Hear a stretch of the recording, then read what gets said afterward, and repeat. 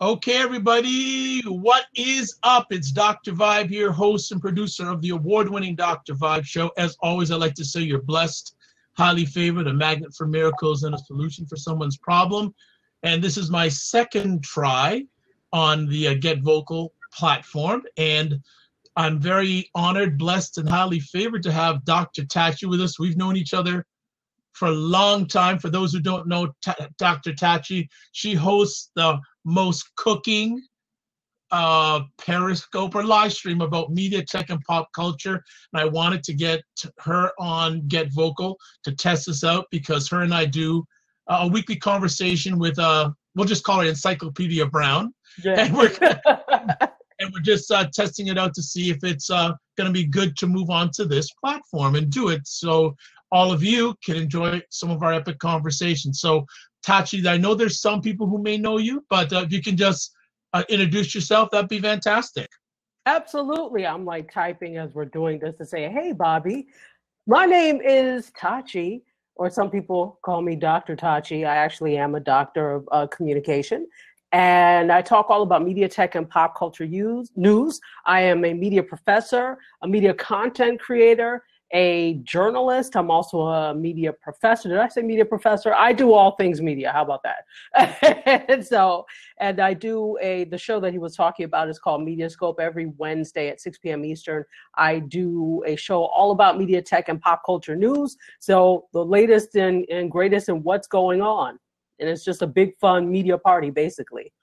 There you go. And I'm just checking. We are streaming live on my YouTube page, but not Periscope. So whatever, YouTube seems to be most reliable. And as I said, I wouldn't even want to try Facebook with this. I have to get Leland Best to help me out with all this stuff. Yeah. So, it's all good.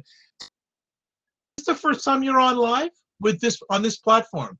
No, not really. I have Terry, Terry Web Girl. She has done some after shows for the show that they do with Biz Chicks. So I've come on there. Like, I've never had my own thing, even when the other platform was around. I just always used to usurp time on yours. So, but there you go. Well, there's not really. Go ahead. Yeah, there's real estate here. I always make room for you, and I'm glad that again you made time to jump on tonight. So what we're just going to do, we're going to do a potpourri of media stuff, and I know Tachi for the platform here. There's a lot of people that probably haven't caught Mediascope. So there's a number. I thought it'd be a great idea, just various different media topics. Okay. Pop culture topics you want to chat up, we can just go back and forth. And like to say thanks to Stephen and Bobby for coming on. If you want to come on or if you have any questions, please put them in the chat. Tachi will do her absolute best to answer them. And she forgot one other thing. She's also, is it a director now, right? Yeah. I'm directing a talk show up in Atlanta. And so, yeah, that's another thing. I've actually been a film director for a number of years. So, filmmaker is the other thing I forgot to say, but I've been a film director for a number of years. And so now I'm kind of also adding television into the game. Nice. Well, I know you've done one and you have another one coming, right? You mean... well, you've already did one pilot and you're going... Yeah. I'm going back, and we're going to work on some more stuff. So we're actually going to now physically talk to people, talk to more people, etc. So, yeah. Excellent. Yeah. Well, what do you want to chat about first? Or I can start the conversation first, and whatever is best. I always believe in ladies first. Yeah, no, go ahead. Start the conversation off. Well, since we're on a live stream platform, I thought, what better place to start conversation-wise than what your opinion is the state of live streaming? And welcome, Big Bad Brad 50. Welcome, join. So, what are your thoughts on the live streaming platform community at this time? It's a great, close-knit, tight community. And it's not just one community, it's several different types of communities, several different communities in one. What I'm noticing, though, is that to me, it's not, it's really been 3 years since the debut of the first commercial live stream platform. And I know we had Ustream before that. We had live stream before that, and it was really, those were really focused on event streaming. And the technology was not as great back then. And even YouTube has been doing some streaming since before then. So, and there were some others. But in terms of the first commercial, when Meerkat came out, that was wow. 3 years ago. Who remembers Meerkat? Meerkat class of 2015 right here. So there you go. So when Meerkat came out, that was really the first, quote, popularized commercial. And why? Because it came out at South by Southwest. There was so much buzz around it. But I don't think that, number one, they knew exactly the power of what they had.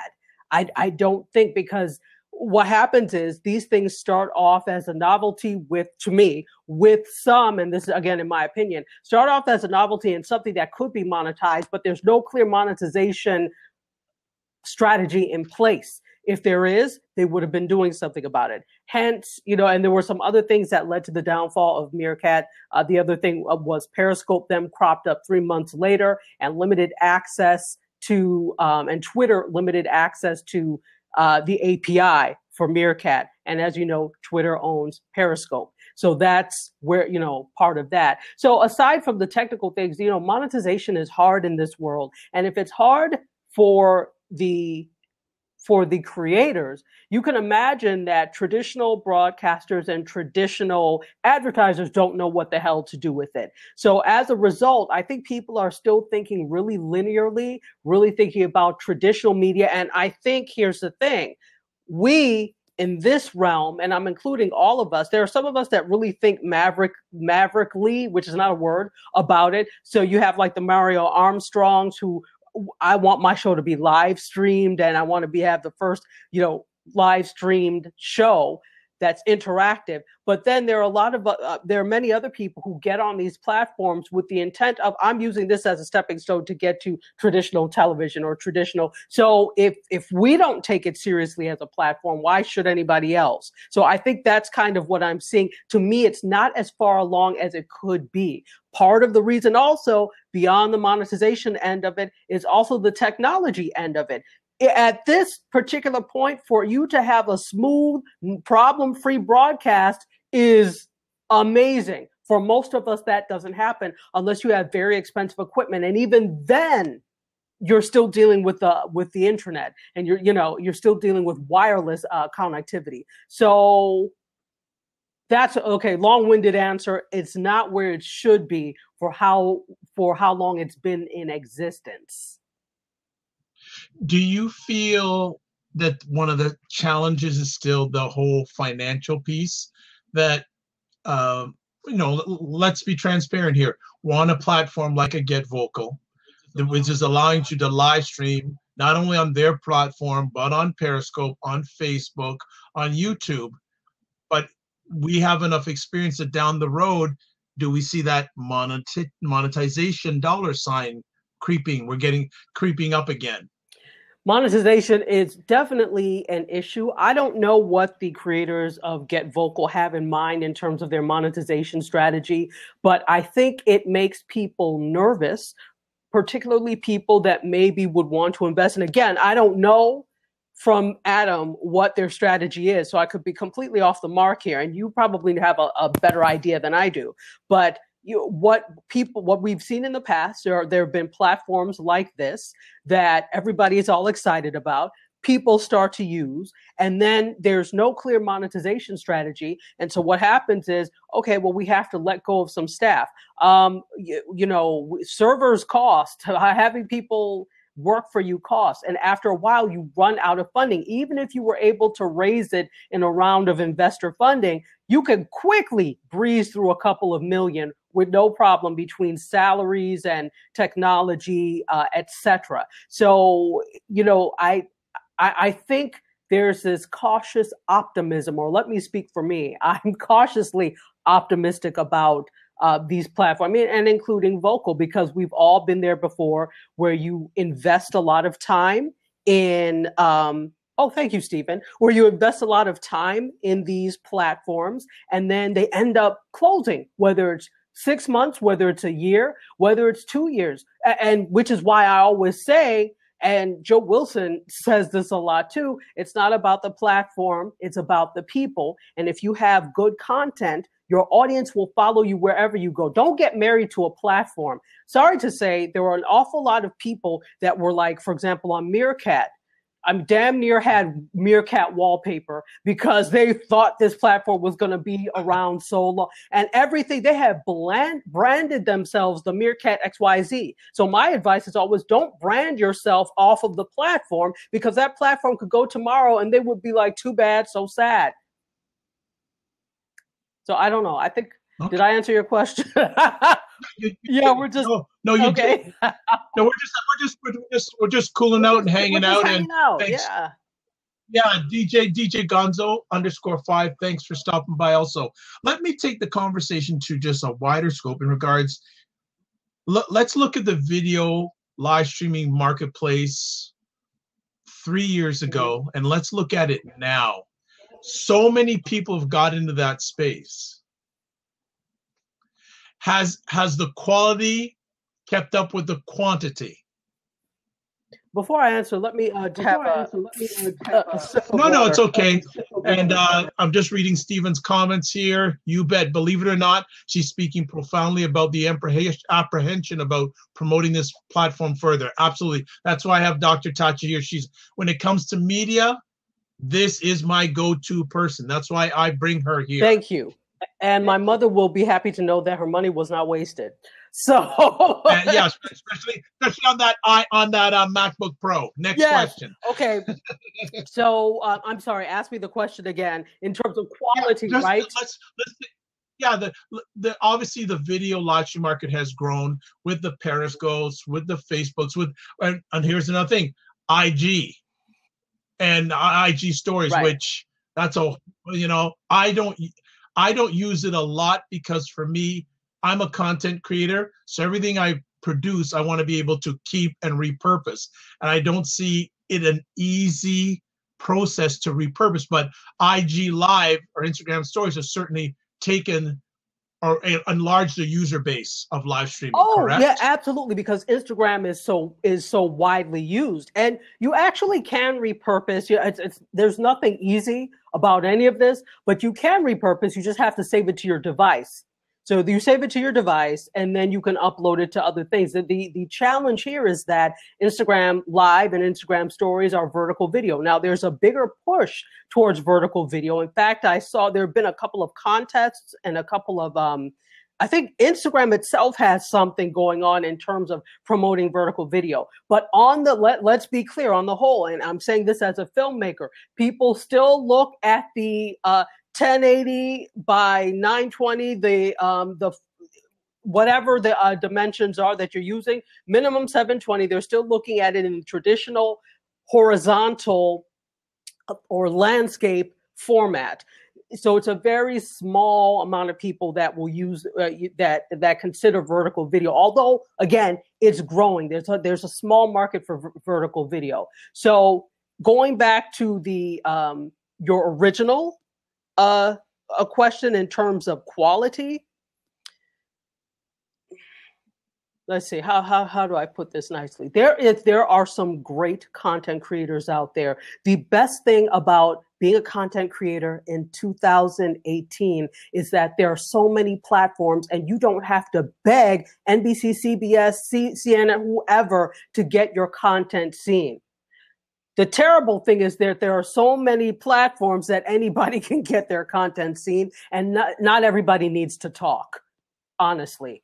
I think there is some fantastic content out there, but there's also some content, including put out there by some celebrities in terms of, okay, how many times have you seen a live stream where a celebrity comes on and they're just hanging out, which is fine, but that's going to be what you do every time?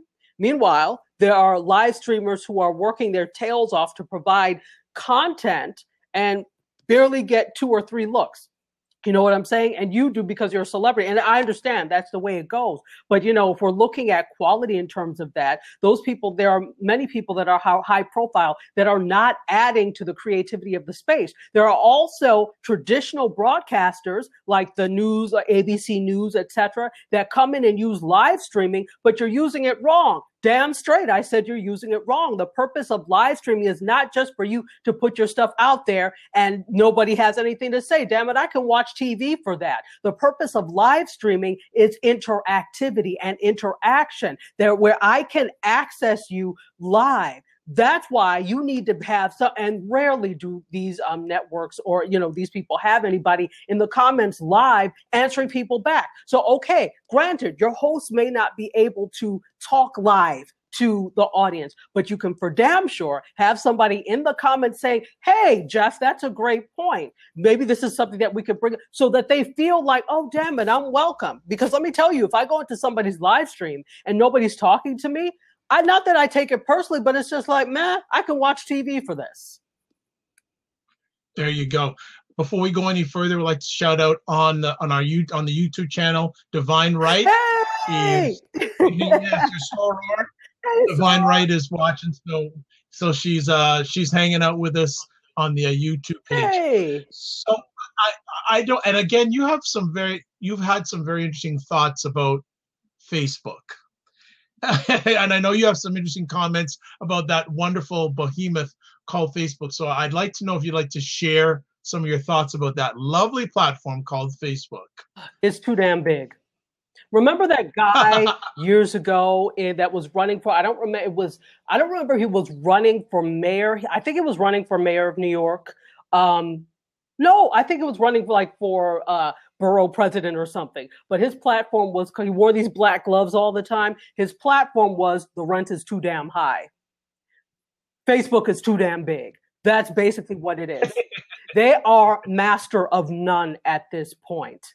Master of bloody none, because they're trying to do everything. They're trying to be all things to all people. Another platform will come up with something, another aspect to their platform. And here comes Facebook, ready for action, ready to jump on it and not even change it. Look, this is the audacity of Facebook. And granted, this is not an anti-Facebook rant that I'm on, but here's the audacity of Facebook. They have so much real live audacity that they will steal something and not even change the name or tweak it a little bit because we are Facebook and this is what we do. On top of that, my other issue with them comes from this kind of lackadaisical attitude they have about their security issues, and they have had quite a few as of late, and there just seems to be like a meh, and what they're mad because nobody is really doing anything. You get called up to Capitol Hill, they slap you on the wrist, and then it's business as usual. It can't continue to be that way. And so now there are some half-hearted attempts to try and do things like crack down on this concept of fake news, which I can't stand that concept because they act like this is a new thing. There's always been fake news or false truths, as I like to call them. So yeah, that's kind of where I sit with Facebook right now. Do I see a future for Facebook? As long as business as usual continues, absolutely. They have lost. Now they've gained in terms of, so they now have 1 billion daily active stories users. So this is where they are now.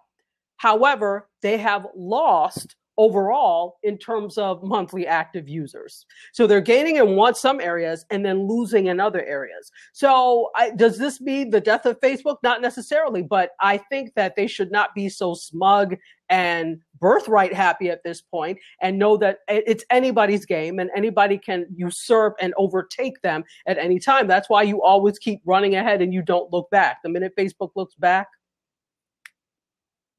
there you go. Well, just want to catch up, and I'm loving, it's a Saturday evening and we're getting some nice feedback. I think Stephen is moving to be your #1 fan. He goes, hey, first of all, he says, I have 500,000 followers across the interwebs. I watch 2 people's stories. Wow. He also said that, where has she been all my life? And I've said, you're here now. Where have you been? And I need to follow him. Yes. and he's saying he's following up what your comments are about Facebook, a loss of 30% of the 18 to 24-year-old users. Yes. It's, but here's the thing. Facebook, okay, I've been on Facebook since the beginning, since 2004, and that was when you had to have an educational email to join. So you had to have a .edu account. Now, I've always either been in school or been a professor, so I have always had a .edu account. Joined while I was in 2004, while I was still teaching at Morgan State University and still a student at Howard University. And so I joined and have been on since then. And the funny thing is how it was supposed to be the antithesis to the cacophony of MySpace. MySpace at that point had gotten so ridiculous and so out of control that everybody was touting this as the anti-MySpace. Yet look how now in these few years since they overtook MySpace, or overtaken, whatever the word is, MySpace, look at how out of control they've gotten. And not just out of control in terms of bots, and that's not really necessarily the problem with Facebook. Their thing is the lack of security. So, you know, how quickly the tables can turn, even though it wasn't like a quick thing. It was a slow drip that is now eaten away at the bottom of the basin. Wonderful. And now we are live on Periscope too now. So there you go. Okay. We're making it happen. So this is good. I know that the good thing about Get Vocal is so far it's been fairly stable. Technical has been good now, but I have to go back and forth on screen. So I just got to catch up in regards to Divine Right saying, yes, the Hangouts versus real content streams. I do notice that too, and why I would waste my time to hang out with folks on live stream. Like you stated, it's a great space and a place to interconnect. Then she says, I feel like Facebook is in the news weekly. There's too much. It's a blessing and a curse at the same time. When the algorithms got thrown off, I started seeing less of the updates and stories I wanted to see. And, you know, the whole thing is too, once you let advertising, and I'm sure Stephen can speak to this as well. This is his area. Once you let advertising be the order of the day on your platform, you become beholden to the advertisers. If I'm paying you good money, I'm going to want to see that my ads are in certain places. I'm going to want to know the data for how effective this is, because I'm not paying for nothing. And I'm sure they're charging them a pretty penny, probably less than what they were spending on advertising for linear media, but it's still probably a pretty penny per click, per whatever. So, you know, it's going to be, it's interesting to see. So now that you've let in, and this is not just Facebook, this is any platform or any creator, any content creator, because it's not just the big platforms. You know, now we have this thing in terms, especially if you're a YouTuber, what do you put your name behind? Because I think the big thing now, and I know I'm kind of tangenting, but the big thing now is with YouTube and just brands in general being more careful about who they have as influencers to represent their brand. And they damn well should have thought about that before they had just any YouTuber or whatever represent their brand. And that, again, it's not just about popularity. And this is another place where I see the industry changing. Whereas these past, let's say 2 years, the big thing has been these influencers, the popular YouTubers, now these Instagram famous people, and representing the brand, and then, you know, celebrities representing on social media. But now, because of some things like PewDiePie on YouTube, because of Logan Paul on YouTube. Oh, PewDiePie is this. I'm sorry. So let me explain. If you don't know PewDiePie, he is actually, or was, I think somebody has overtaken him. He was the most followed person on YouTube. And he does these ridiculous videos. Some of them are extremely offensive, racist, etc. But he's very popular on YouTube. So what happened is he came out, he had a I think it was it racist? Was it sexist? I don't remember, but he came up with some deplorable video, and brands started distancing themselves from him.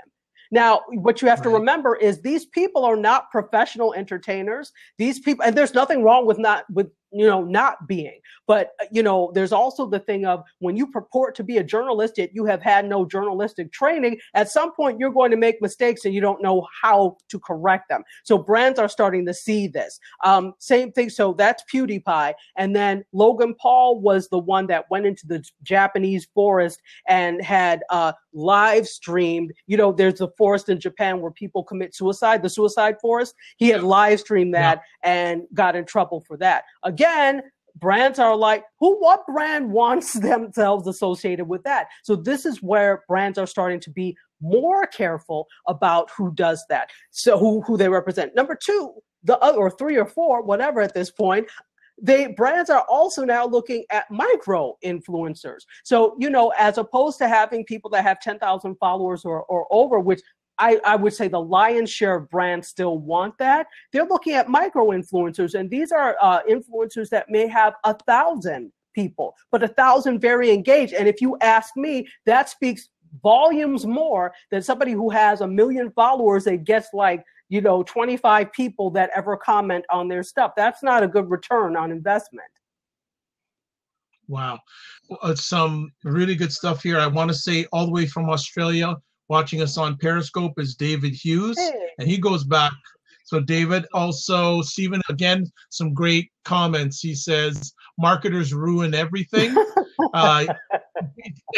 He also says, speaking of data, Morgan State was the first to collect urban relevant data sets. Yes. I had heard. That is so awesome that you know that. Yes, absolutely. Stephen, we got it.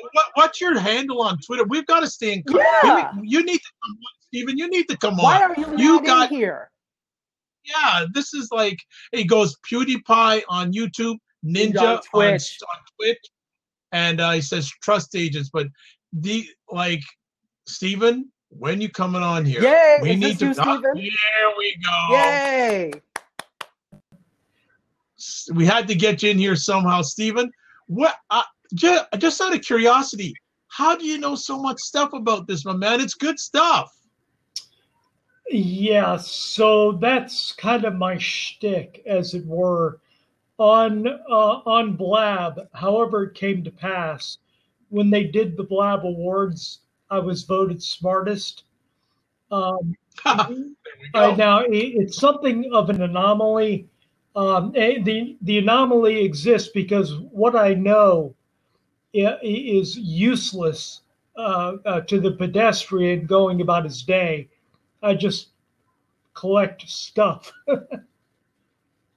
Okay. It's not useless. Well, no, but that's the information you're just sharing is it's really good. It's good added knowledge. It's very, very informative. Steve, what are you thinking about the whole world of live stream?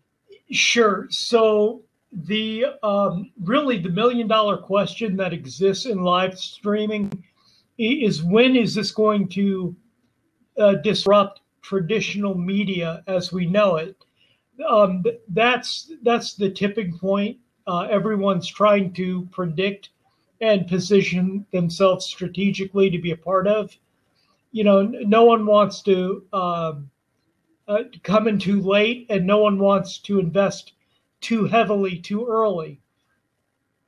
So what we're seeing, if you believe in singularity, we're at a point right now where the momentum is on an upswing, but we're not there yet. It's there's still more questions than answers. So the bottom line is this: right now, and this is the marketer in me speaking, either you're generating revenue or you're not. And the bottom line to your board of directors isn't going to be what kind of good deeds did you do today. The bottom line is going to be, did our stock go up? How much revenue did you generate? And, outside of a nonprofit organization, that's going to be the primary. And even in a nonprofit organization, they're going to want to know who's going to pay for this? How can we, from a fiduciary standpoint, be responsible with our marketing efforts? The way this plays into live streaming is the phrase, and I wish I could remember who said it, but J.S. Gilbert quotes it all the time. That by the year 2022, all of social media, 70% of online engagement will be via video. That's a statement from a guy who's made a lot of predictions. A good number of them have unfolded in the couple of years that we've known him. And so I would say it's more than relevant. I would say if you're late to the game right now, hire a mentor. That's a good point. Yeah. Good point. That is excellent point. I just want to I shout out that Tachi has shared this out on Periscope, and also a big hello to Charisse Taylor of Taylor for You on Periscope. Thank you so much for stopping by. I do spend a lot of time on her Periscope, so it's nice that she has dropped by on Periscope on via Get Vocal. So this is all good. Hopefully, Stevie, you can stay on with us in the conversation. I want to have Tachi. I want you to bring another conversation topic. I've dropped Facebook. I've talked about live streaming. What are some of the things over the last little while that you found that's been interesting in the area of media, tech, pop culture? Well, this is the interesting. Also, I have to say hello to troublemaker number one, Natalie. What's going on? Yes, how can we forget? Yeah, she'll find a way of shutting us down if we don't acknowledge her. And sorry, Natalie, there's no Curtis here. You have to deal with me. So I hope I'm a good replacement. So, there's some interesting things going on. Not necessarily broadly interesting, but just interesting. In terms of, so we just had the Apple event. All these tech events tend to happen one right after the other. And so we just had the second Apple event of the year after having a lackluster one. I believe it was in June, where it was like, meh. So they came out with a new iPad Pro. They came out with a new Mac Mini. And then they also came out with they've improved the MacBook Air to the point where it's almost comparable with the MacBook Pro. The interesting thing is, as technology is getting better and better, but these things are getting more expensive, and we're complying. And it's interesting because I'm always thinking about what is the point where we say enough and we're not going to pay X, Y, Z. That point never seems to come. I think that what I'm observing is that we have just figured that paying all of this money is just part of taking your place in the technology revolution. And if you have it, you spend it. If you don't, too bad. So I think that's what's interesting to me, the fact that we have all these events. We had the Google event before that. There was the Microsoft event, which, by the way, did not get live streamed, and I don't know why they didn't. I hardly heard anything about it. You didn't know? It was so lackluster, but it's only because my ear is to the ground with all of these things that I'm like, okay, it should be coming up now. And they did have it, but it was like not live streamed. So they were press there. They were live tweeting and live blogging, but I'm like, it's not the same. I need to watch the live stream. So, my looking at it from a tech perspective, or looking at tech, I just think it's really interesting that they keep introducing all of this tech, and most of the tech is consumer tech. They're not doing a lot. I have not heard a whole lot about what Apple is doing in terms of creators, even though they say, well, now it allows you to do X, Y, Z. And okay, so for example, you could do full Photoshop on the iPad Pro.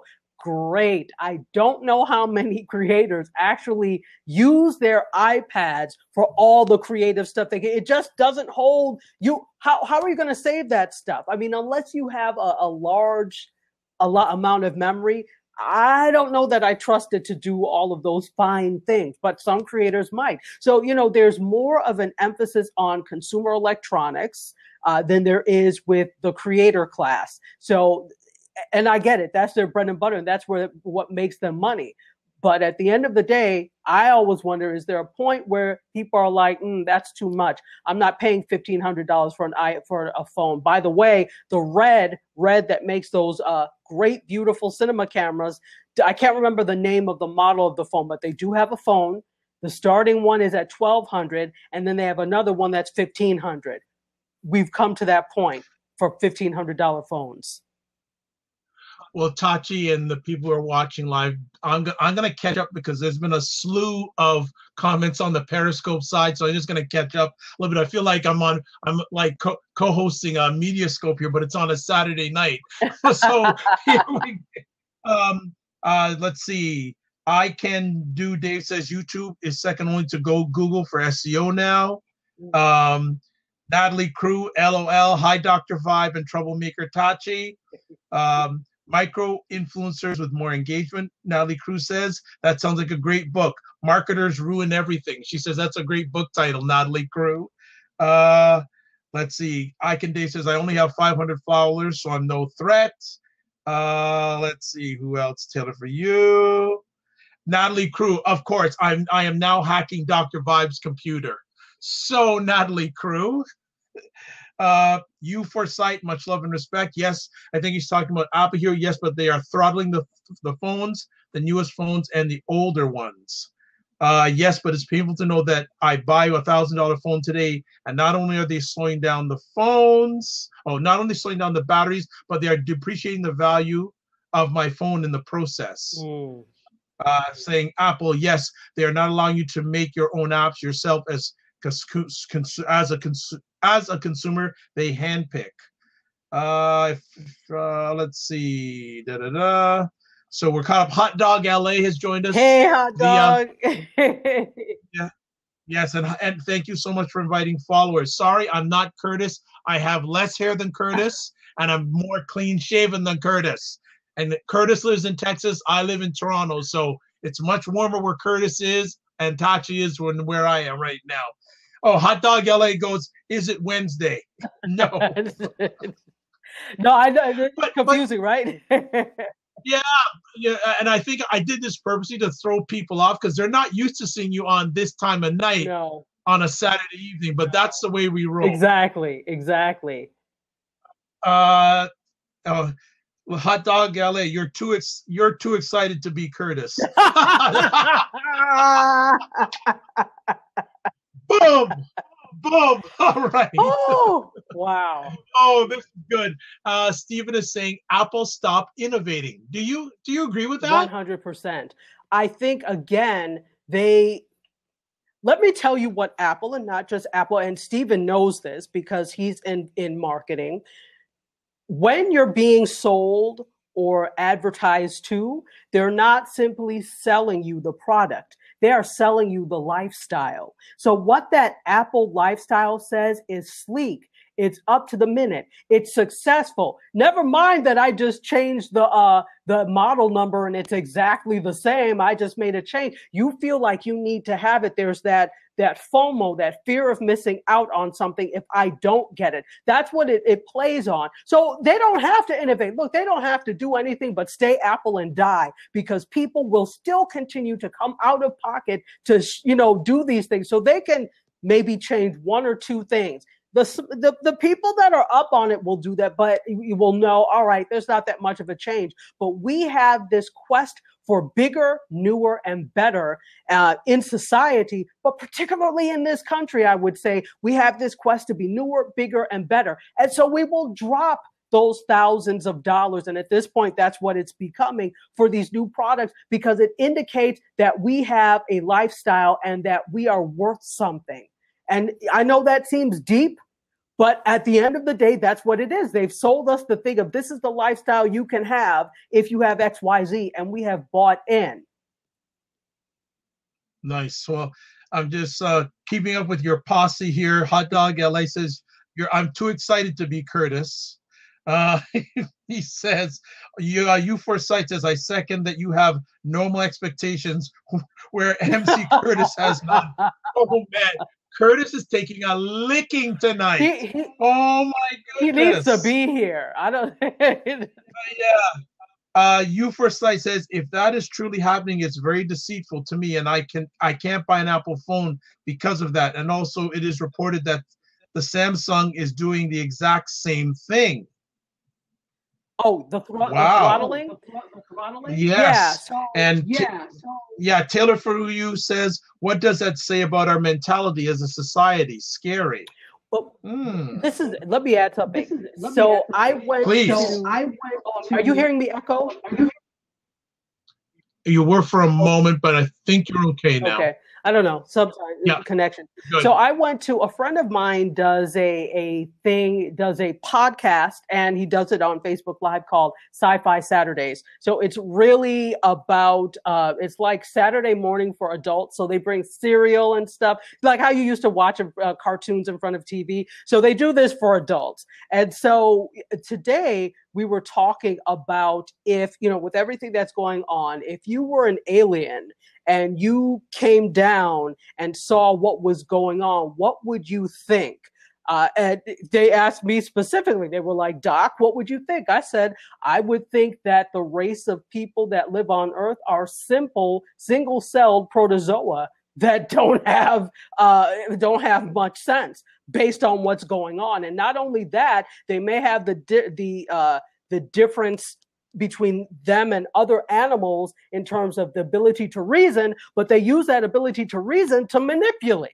So, when that's the crux, unfortunately, of what we see going on in terms of consumption, in terms of advertising and that type of thing. It's to make money, obviously. And I'm not faulting people for making money. There's nothing wrong with that.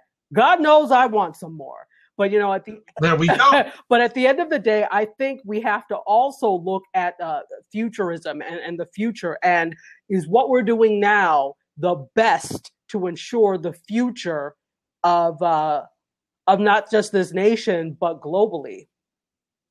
Okay, so let's catch up with some comments here. Divine Right back on the YouTube page is saying, yes, I remember buying a pretty good laptop in 2009 for $500 with tax, and it lasted 9 years. And has stated that same type of laptop is more, the same type of laptop today is more money. It's more souped up, which is more unnecessary. She says, same with phones, and they don't even last as long as they used to. These companies have the nerve to charge an arm and a leg, and the phone is broken in 2 years or less. And she also says, okay, we need MC Curtis here. Back on the Periscope side, I Can Do Day from Australia says Australians are early adopters and also like to have the latest model. Apple is opening up a flagship store here. Yes, and then U Foresight says, yes, Samsung is doing their phones that way too. Natalie Crew, Apple is beyond disconnected from their consumer base and B2B. Yeah. I Can Do Day flagship store in Melbourne, Australia for Apple. Say that the Tachiata. You Foresight, I would say no, we are not securing the future because we don't even have a voice, and I say so. Neither will our kids as they grow up, as we definitely have to speak up for other consumers and ourselves. So that's on the. Oh man, this is a good work tonight. Let's see. Steven says back on the Get Vocal page, Apple stop innovated. There is a planned obsolescence with Apple that I find to be passé in today's culture. Well, we'll make great pets. That's what he says. We'll make great pets. Oh goodness. Oh goodness. This is good. This is good now, tonight. There's lots of fun. If I may, go ahead. I am an Apple user. I am not anti-Apple. If Apple decided they wanted to support Mediascope and sponsor, no damn problem. Sirs, madams, I will accept that.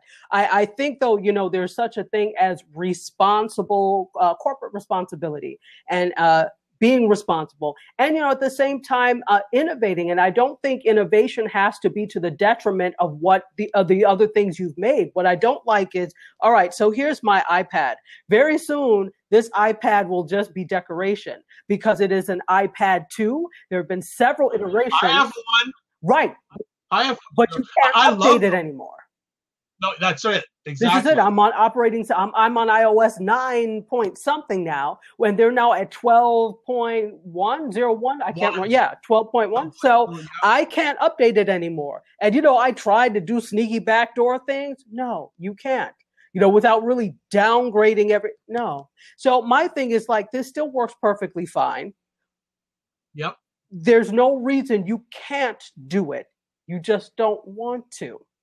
And because that also forces me to, well, now I have to consider buying a newer iPad. Even if it's not the newest, the latest model, I have to consider buying a newer one. And to them, I say, no, I don't, because I didn't pay for this one. Why would I pay for the next one? So that's the other danger. The people who don't see the value in paying for another one. To me, I think you should not plan for things to break. Now, granted, I think Apple products last for a very long time. They do. The MacBook I had before this one, and it's still going. That's like from 2008. 2010. I'm sorry. I've got a MacBook white shell. You have a white shell. So I have the aluminum, which they started in 2010. Yeah. But, that's still 8 years old, but it's still going. It's slower, but it's still going. The point is that, it's still, I think their products do last. However, they do other sneaky things like the peripherals and the connectors that don't last, aren't worth a damn. So you have to keep spending money on that. Yeah, I don't know about this model of constant consumption. And then on the other end of this, if we're looking at the social end, all right, so you have a computer that doesn't work anymore. Now, where does it go? Everything can't be a modern art piece. You can't recycle the entire thing. So you end up with a lot of junk. And what ends up happening is we ship this junk off into other countries. For example, countries in Africa. And now they're dealing with our electronic waste, just like they're dealing with our fashion waste. So, it's like we want to innovate and you want to do things, but how can we do so more sustainably so that people aren't sitting on piles of old computers leaching chemicals? True. Let me and I love my iPad too. Like, it's a sturdy machine, yes. But you can't update it anymore. Like, and it's funny, up until about 4 or 5 years ago, I did not get it with Apple, but I bought an iPad too. I also have an iPad Mini, and I also have this iPad Air, and I love them. So it's just really crazy. Let me catch up with the comments here because things are flying here. Yeah. Let's see. Hot Dog LA. Well, I was getting double charged from my Apple Music for a year, and they said, "Oh well, okay." Gare Bear Texas joined. They also invited followers. Joints PC invited followers. Marlon _senior joined, who I think if I'm correct on that. Mediascope folk. Yeah, like you guys disrupted the Mediascope model, I think. Yes, they're Wednesday. They're gonna have to keep open on Saturday nights once in a while. Ike and Dave says, "I gotta go. Great to see you again. I'll be back." U4Sight said, "iPad 2 became obsolete solely because of the operating system." Oh, wow. We have a wonderful lady, Tiffany Ford from Toronto. Hey, Tiffany Ford. Great community activist, unsuccessful run at political office in our municipal elections. But Tiffany, please reach out to me. I would love to have you on this platform. It'd be great to have you on this platform. So thanks for coming out. U4Sight, I missed the days of going and buying something and then walking out with that was it. Yeah. So it was nice, easy, and simple. It's just not that way anymore. No. And I don't, I think there is some change that is good. There's some change that is good, some that is not so good. So. And over on YouTube, Divine Right says it's like a Mediascope reunion on a Saturday. Right? There you go. Do you feel the tech companies, especially when it comes to the consumer marketplace, are becoming more and more disconnected with the consumer? Yes. I liken it to when so for example, years ago, I was talking somewhere, I can't remember, and there was a gentleman that was Haitian, and talking about, I think it was like we had a guest that was in talking about investing in Africa, and he was like, well, I'm leery about doing that because, we tried to do something in Haiti and, they just didn't want it. So I said, did you ask them what they wanted, or did you just decide that this is what they needed? So I think there's a little bit of that going on with us. There's this deciding that, oh, this is cool, this is what they need, but did they ask us? But likewise, they don't have to ask because they know that one of us idiots will comply with buying any of their nonsense. So they almost don't have to ask, and again, they do a fair amount of market research before they bring anything to market, obviously, but it just feels like they are out of touch with, what we want. Again, you look at some of the things, I'm like, who asked for that? Did you ask for that? Did you want this to do that? So yeah, I think there's a fair amount of being out of touch, and here's why. Because, and here again, we're pointing now to the whole diversity thing in tech. And when I say diversity, I'm not just talking about racial and ethnic. I'm talking about diversity of thought, diversity of background, all those types of things. That goes into considering everyone when you're coming up with a product or when you're trying to target. So if you hear the same damn voices all the time, it's echo chamber. And then you wonder why things don't quite get off the ground, or they don't feel, or they seem tone deaf, because you're only listening to the same 5 people.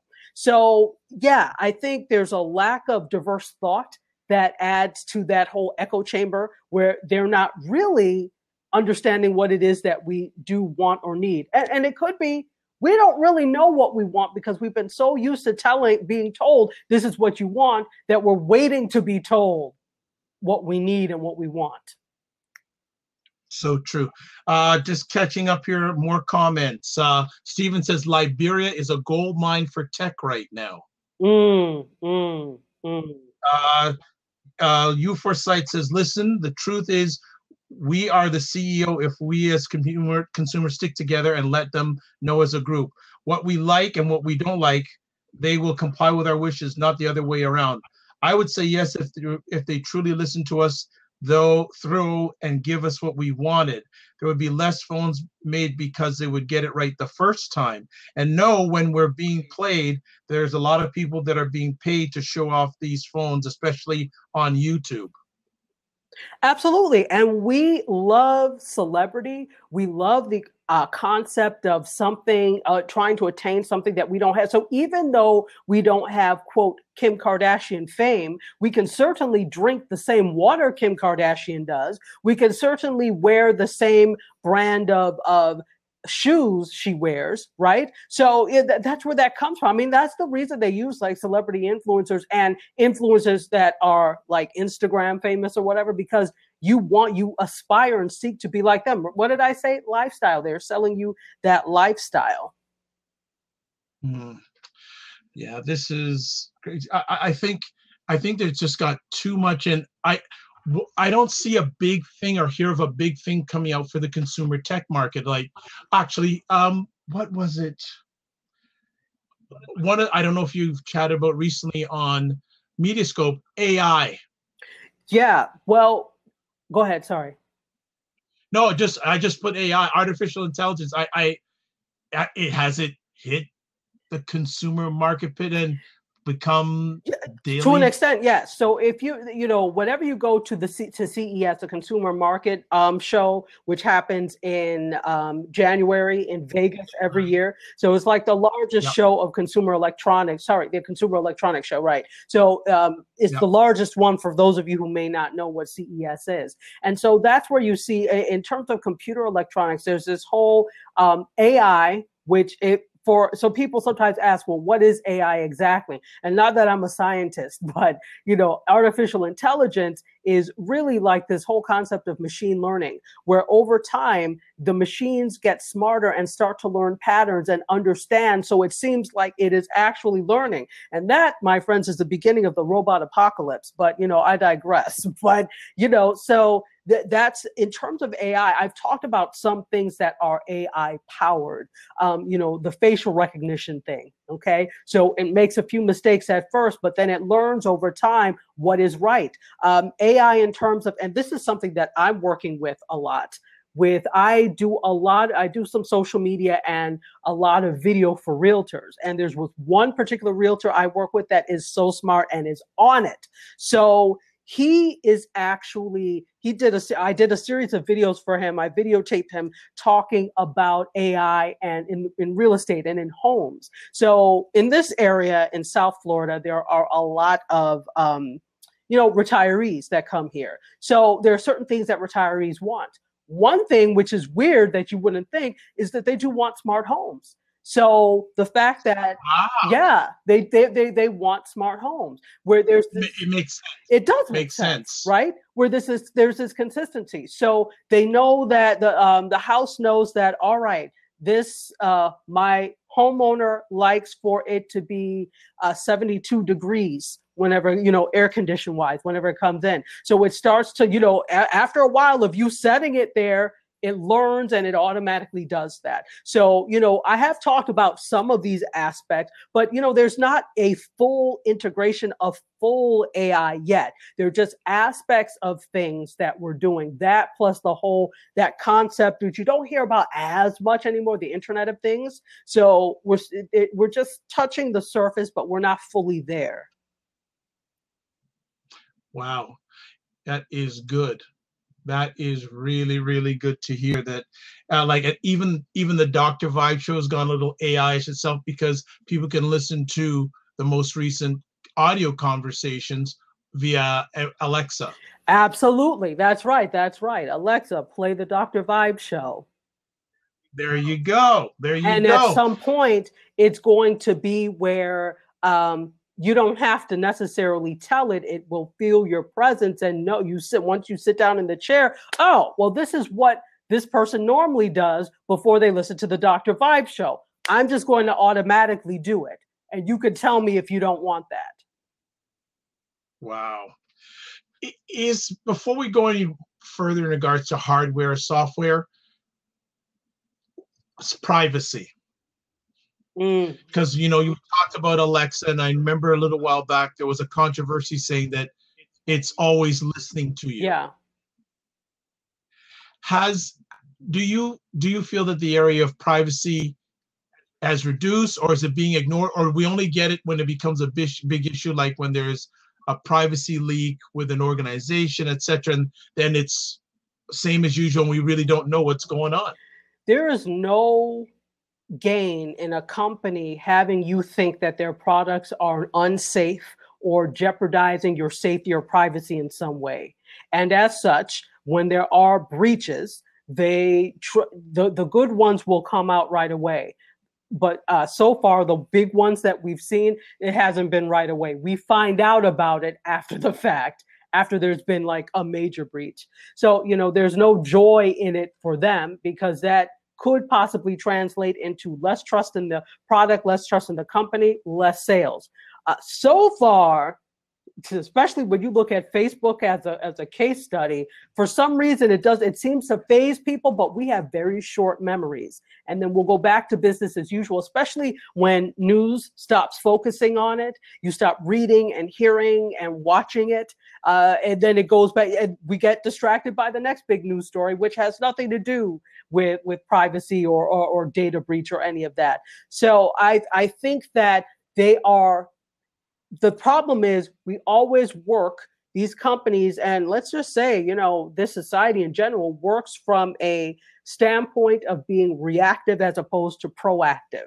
So for some reason, it never entered their minds that this could be a huge problem for them at some point. Or if it did, they weighed the risk or the cost of fixing it against the likelihood that it will actually happen. The problem is many of them gambled and lost.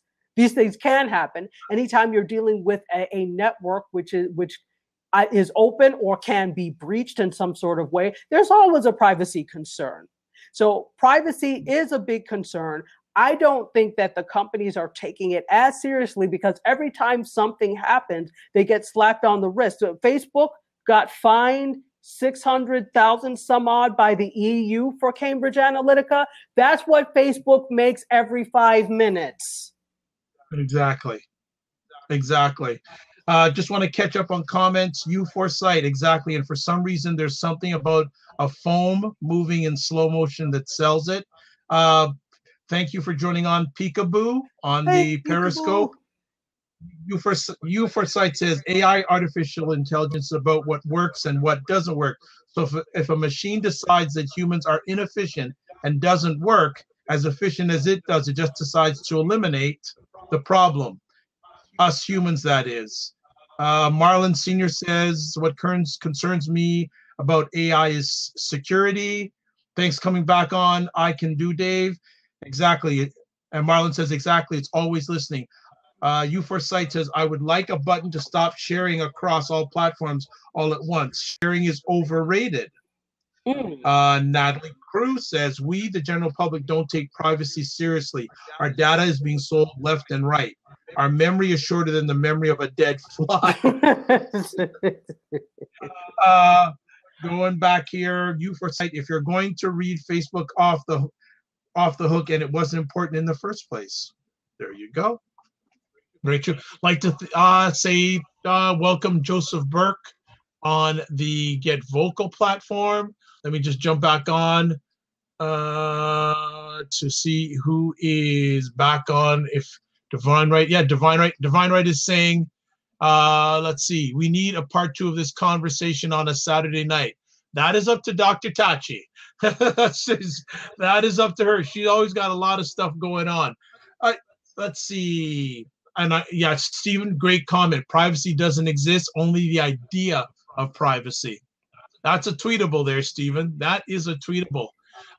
So we jump back out, get out of the world of privacy. Any other things going on in that media, tech, pop culture world you're over the last little bit that have been catching your ear? I'm trying to think of some of the things that I talked about. I know there's a lot going on. There's always a lot going on. I just have to, some of the things. Just pick one or two. Let me ask how you feel, and I don't how the whole world of digital technology and I know you don't like talking politics, but let's say media. We lost your picture. Media coverage. Am I back? Here I am. There you go. You're back. Yeah, you're back. Say again. The whole area of information and media over the last few years, how it's changed with the assault of social media, digital culture, live stream, reliable sources, etc. What you're a content creator, you're a journalist, you're a film director. How do you handle what's gone on over the last few years? So in terms of, how it's changed, obviously technology changes a lot of things. So you're seeing many, from simple things like newsrooms having iPads in them. I remember at the time when I was at a conference, a media conference. I was at NATP at the time it was being held in Vegas this was in 2009. 2008. Whatever, 2008, because 2008 or 9 when the iPad was released, and they were thinking, we were all on the market floor like, oh, what's it going to be called? Everybody was saying, we think it's going to be called the something like the iTablet, and then they came out with the iPad. So I remember the excitement over this new platform and what could be done with it. And that's at the time where, newsrooms, technology and the internet was really starting to take over. So you had the decline of subscriptions and newspaper. You had the decline of, quote, newspaper in general, because everybody was reluctant to shift over. This is the thing about linear media. They especially before, were very reluctant to change the old paradigm, because let's be honest, there were no other competing things, so they were killing it.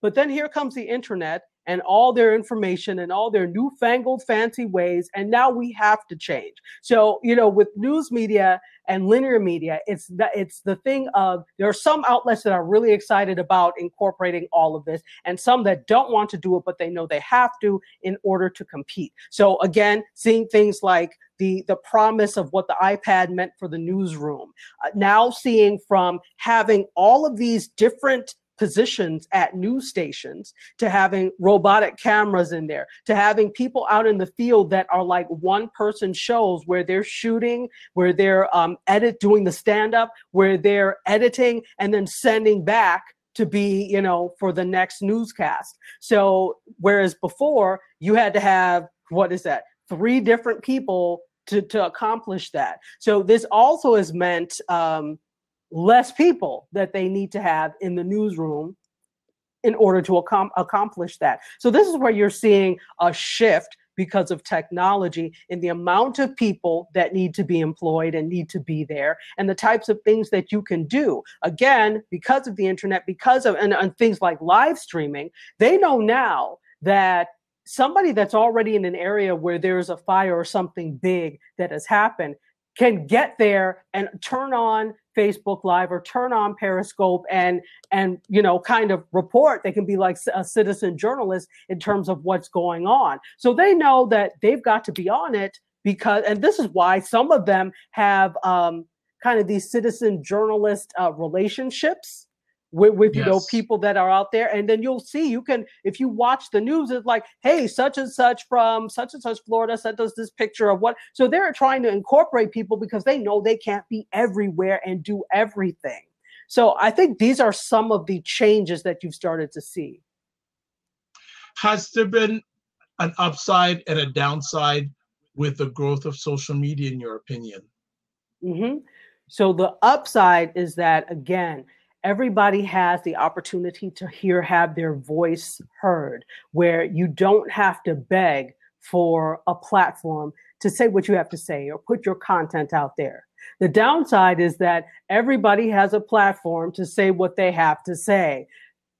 Everybody doesn't need to talk. And this is not trying to squash free speech, but my thing is, there is, you know, there is such a thing as gatekeepers in traditional media that, you know, kind of say what goes up there, sets the agenda, what you can and cannot say. And so it is curated. It's carefully, I don't want to say carefully, I'll just say it's curated in terms of what you do see and what you do not see. So they're setting the agenda. That's actually the agenda setting function of the media.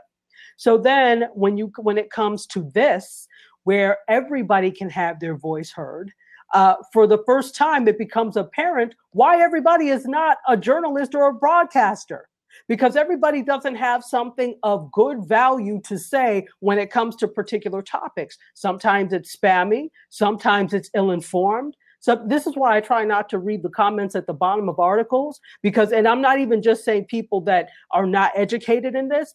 I even in articles in the Chronicle of Higher Education, sometimes I'm like, who are you and where did you get your PhD, and go get your money back?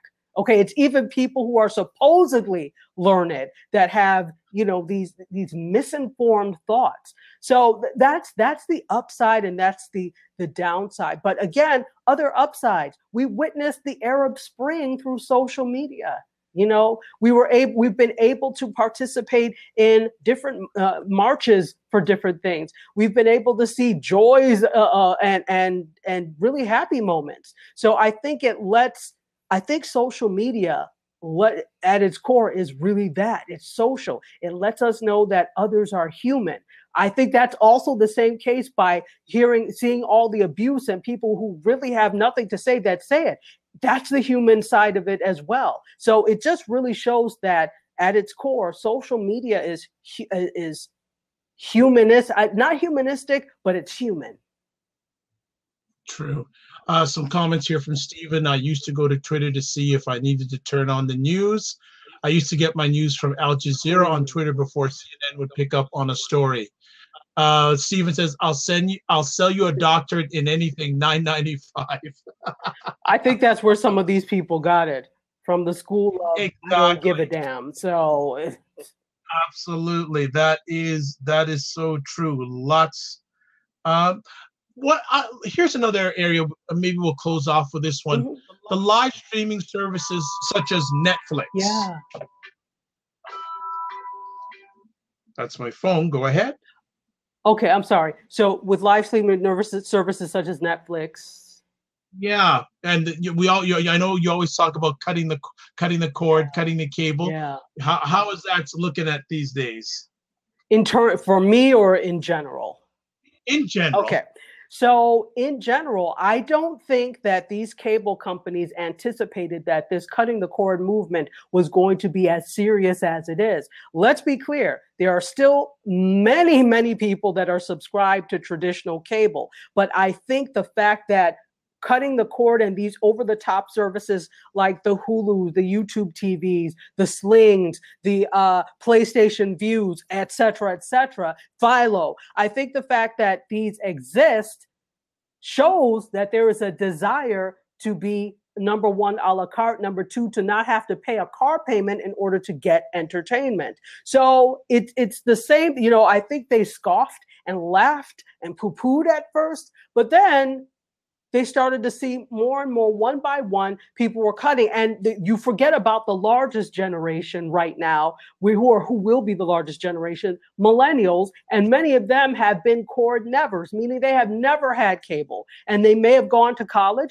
They did, and they watched everything on a tablet or their phones, especially their phones. So they're not watching traditional television where they're connected to cable. So that signals a real problem for people that make their money off of traditional linear television, because that's a problem. And then you have all these over-the-top services that bypass cable. Okay, so this is why now you have DirecTV Now, which is actually owned by AT&T, because that's DirecTV. Sling is actually Dish Network, which is owned by AT&T. So Sling is really indirectly owned by AT&T as well. You have YouTube is actually its own independent because it's owned by YouTube. Hulu is Disney. Okay, so that's owned by Disney. Wow. What's happening is you cut the cord and then you leave like, go to hell, cable company X. I got my own. And then you're being drawn back into the same web that you were before. It's so true, because I remember a long time someone telling me it's the person who controls the distribution of content is the key.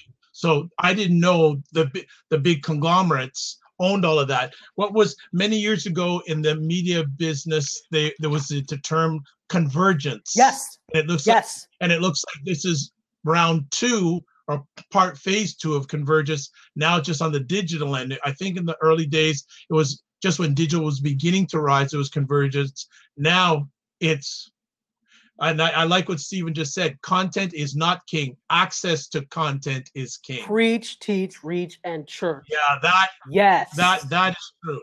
Yes. That is very true. Let me just catch up on some things. Yeah. Welcome to Steve and Moto J.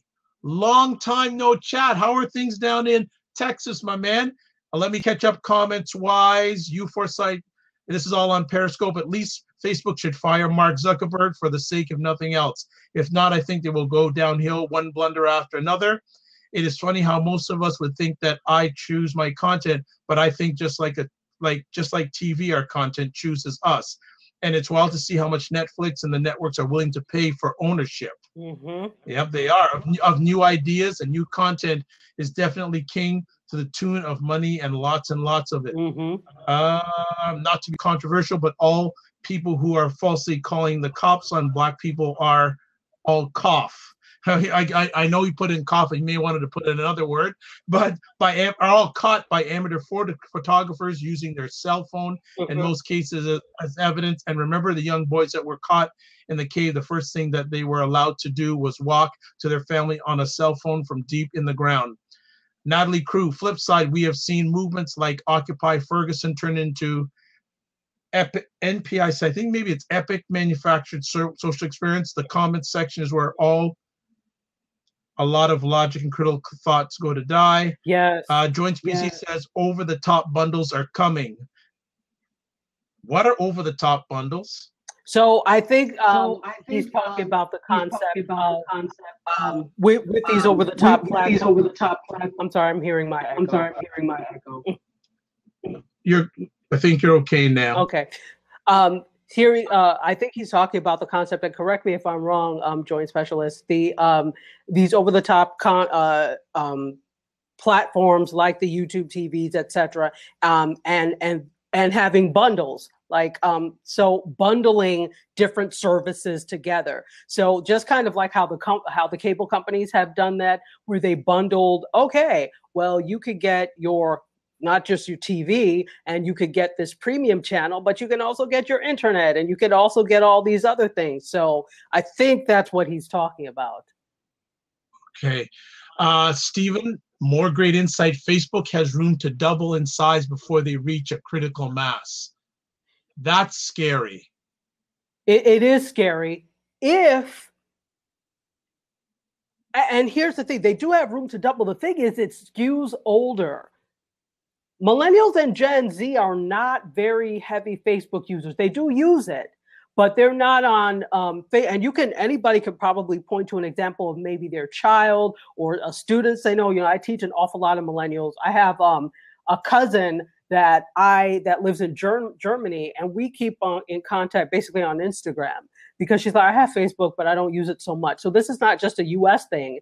This is like worldwide. So Facebook tends to skew older. So they could double, but I'm always skeptical because of this generation of millennials that they're not really using it. So where would that doubling come from if it were to happen? Not from them.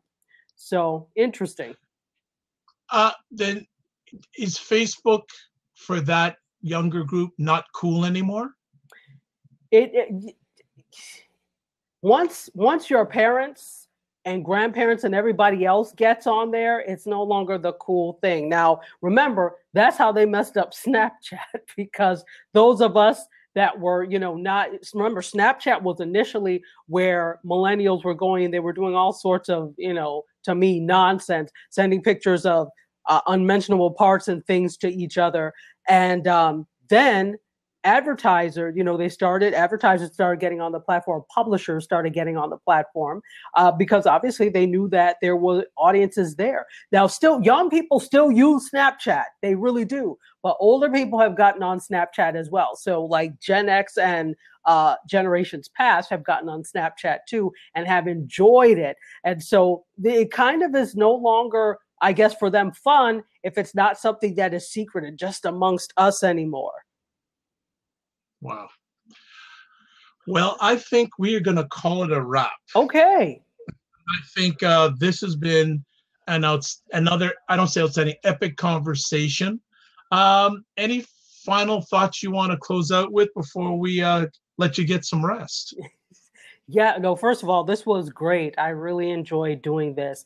I think that we'll have some interesting months ahead when it comes to tech, and especially, we didn't really talk a lot about media and pop culture so much. We did a little bit. That'll be another conversation. That'll be another conversation. But what's going to be interesting to watch is programming. I'm excited because, I'm also going to the Atlanta Pitch Summit, and I'm going to be excited to see the types of programming that people are pitching. We have this, even though reality is still kind of the order of the day, there's this big movement towards scripted programming that I'm loving, because this is showing the creativity coming back. The thing that is scary is that as quickly as a show comes out, Netflix cancels it, or a network there was one show that I can't remember. What's the name from Orange is the New Black that played Laverne?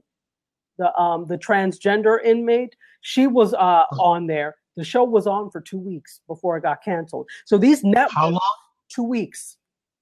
Two episodes aired, and that was it. Is that a little bit of a loss of money if you take in all the production costs and all?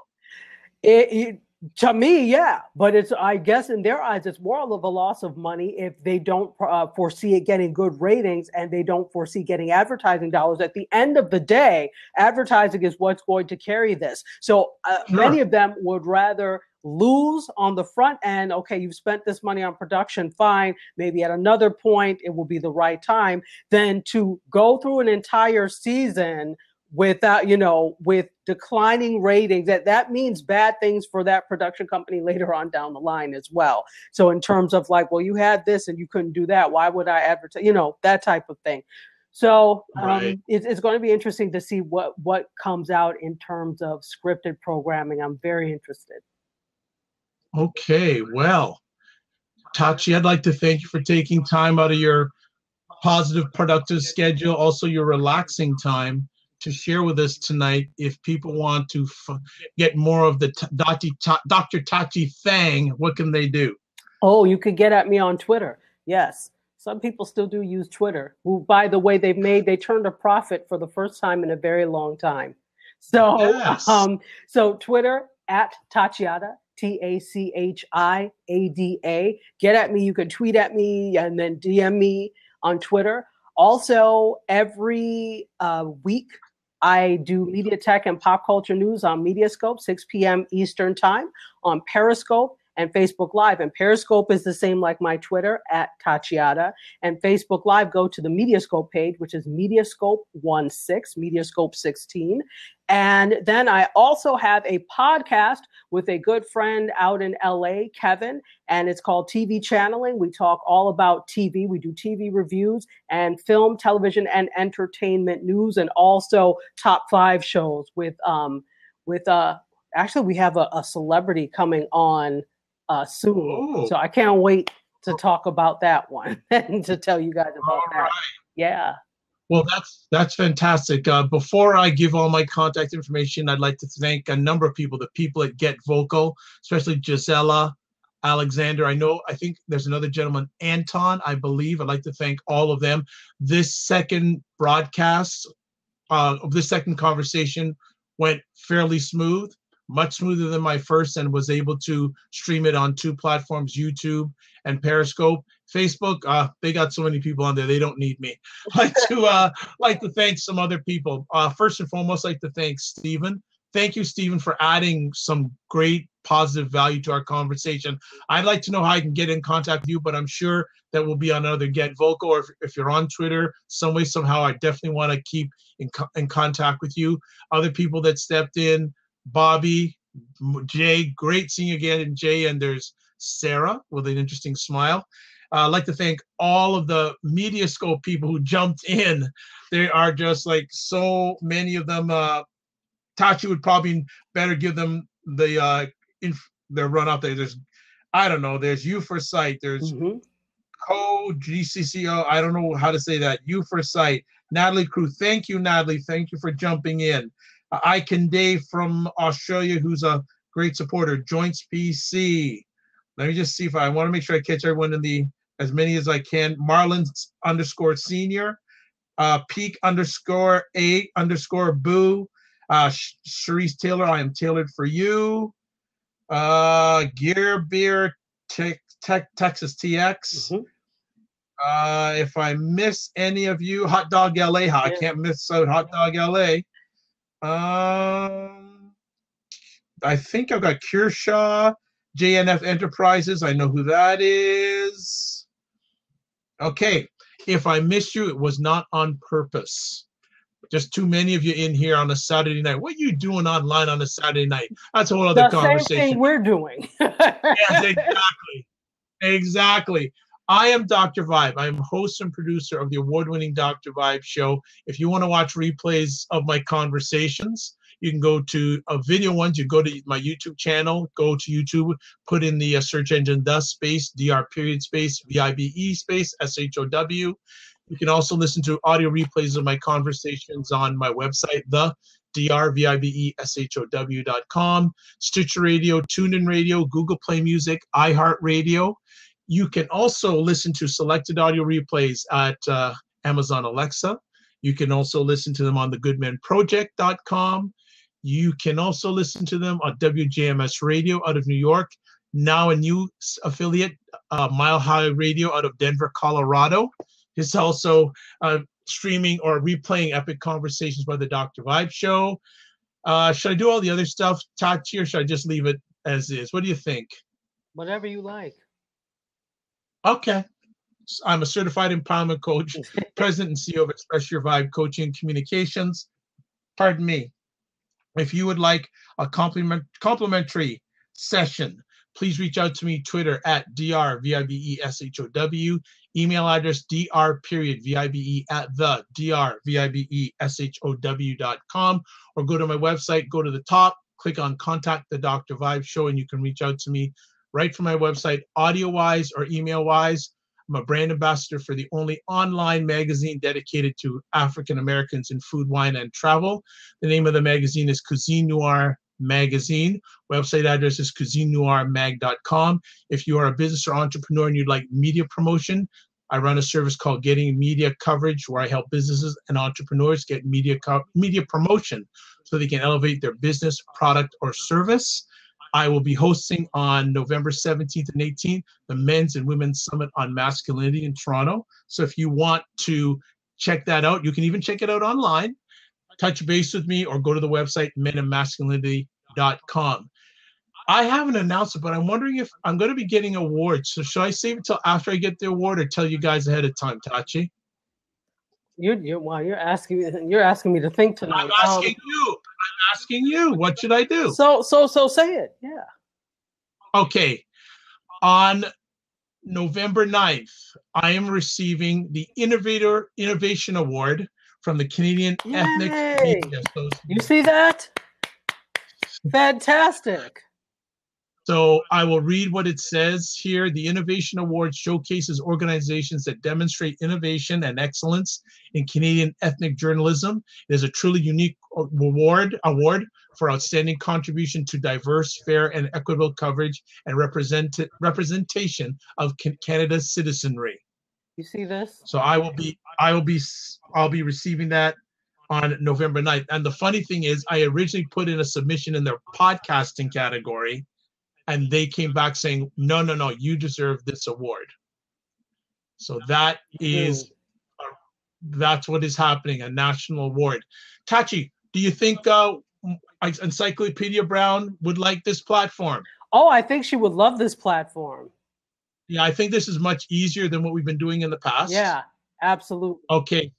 So God willing, folks, Dr. Tachi and a part of our crew, Encyclopedia Brown, will tentatively be back on next Wednesday at 9 p.m. Eastern time, or maybe even before that.